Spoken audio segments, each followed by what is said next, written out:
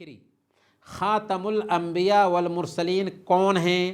خاتم الانبیاء والمرسلین محمد صلی اللہ علیہ وسلم ہیں، کیونکہ آپ کے اوپر نبوت کا سلسلہ ختم ہو گیا۔ اللہ نے سورہ الاحزاب آیت نمبر 40 میں بیان فرمایا، ما کان محمد ابا احد من رجالکم ولکن رسول اللہ وخاتم النبیین، کہ اے لوگو تمہارے مردوں میں سے محمد صلی اللہ علیہ وسلم کسی کے باپ نہیں ہیں، لیکن آپ اللہ کے رسول ہیں اور تمام نبیوں کے سلسلہ کو ختم کرنے والے ہیں۔ آپ آخری نبی ہیں، آپ کے بعد اب کوئی نبی قیامت کے دن تک نہیں آنے والا ہے۔ آپ پر نبوت کا سلسلہ ختم ہو چکا ہے۔ اللہ کے نبی صلی اللہ علیہ وسلم نے خود بیان فرمایا، سنن ابی داؤد کی یہ روایت ہے، انا خاتم النبیین لا نبی بعدی، میں نبیوں کے سلسلہ کو ختم کرنے والا ہوں، میرے بعد کوئی نبی نہیں۔ اس لیے یہ بات نوٹ کیجئے کہ مرزا غلام احمد قادیانی جو قادیان میں پیدا ہوا تھا اور اپنے آپ کو نبی ہونے کا دعویٰ کیا، آج قادیانی پوری دنیا میں پھیلے ہوئے ہیں۔ ساری امت کا اس مسئلے پر اتفاق ہے کہ قادیانی کافر ہے، اور مرزا غلام احمد قادیانی دجال اور مشرک تھا۔ معجزہ کیا ہے؟ سوال نمبر 24۔ معجزہ کہتے ہیں او خارق عادت چیزیں، او عادت کے خلاف چیزیں جنہیں اللہ اپنے نبیوں کو عطا فرماتا ہے اور ان کے ذریعہ ان کی نبوت کی تصدیق ہوتی ہے، یہ معجزہ ہے۔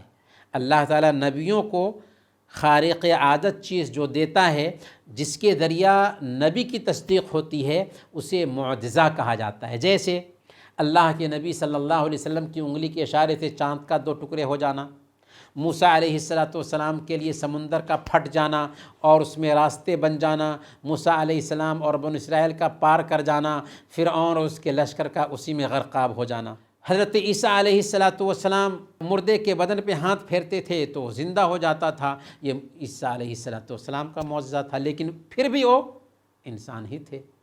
اللہ نے یہ معجزہ دیا تھا تاکہ ان کی نبوت کی تصدیق ہو۔ معجزہ کے علاوہ ایک کرامت ہے۔ کرامت کیا ہے؟ وہ عادت کے خلاف چیز جو کسی ولی کے ہاتھ پر ظاہر ہو۔ لیکن یاد رکھیں، معجزہ دکھانا کسی نبی کے اختیار میں نہیں ہوتا، کرامت ظاہر کرنا کسی ولی نیک بندے کے ہاتھ میں نہیں ہوتا۔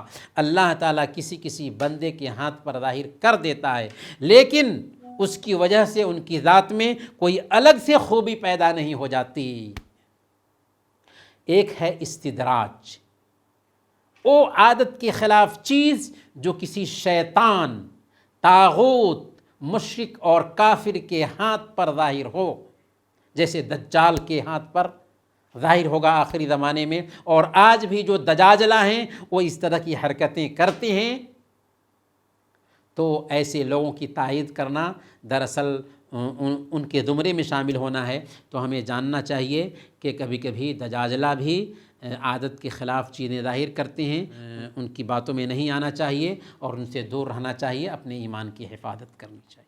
سوال نمبر 25، صحابہ کون ہیں اور کیا ہم ان سے محبت کریں؟ جی ہاں، صحابہ کل من لقی النبی صلی اللہ علیہ وسلم مؤمنا بہ ومات علی الاسلام، کہ جس کسی نے اللہ کے نبی صلی اللہ علیہ وسلم سے ایمان کی حالت میں ملاقات کی اور ایمان کی حالت ہی میں ان کی وفات ہوئی، وہ صحابی ہے۔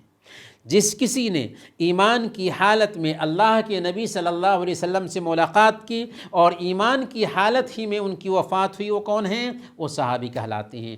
ہم ان سے محبت کرتے ہیں، ان کو ہم اپنا آئیڈیل سمجھتے ہیں، اور وہ انبیاء کے بعد سب سے افضل لوگ ہیں۔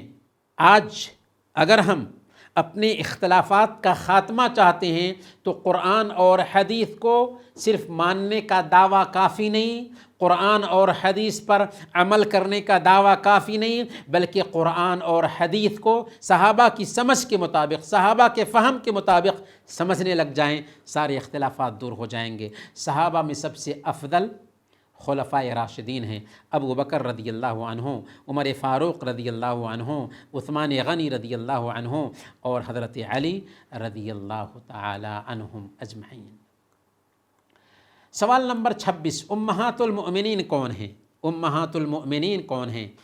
امہات المؤمنین یعنی یہ اللہ کے نبی صلی اللہ علیہ وسلم کی بیویاں ہیں۔ اللہ نے فرمایا النبی اولا بالمؤمنین من انفسہم وازواجہ امہاتہم، یعنی پیغمبر مومنوں پر خود ان سے بھی زیادہ حق رکھنے والے ہیں، اور پیغمبر کی بیویاں مومنوں کی مائیں ہیں۔ تو اللہ کے نبی صلی اللہ علیہ وسلم کی جو بیویاں ہیں وہ ہم سب کے لیے احترام کے ناحیہ سے ہماری مائیں کہلاتی ہیں کہ ان کا احترام ضروری ہے۔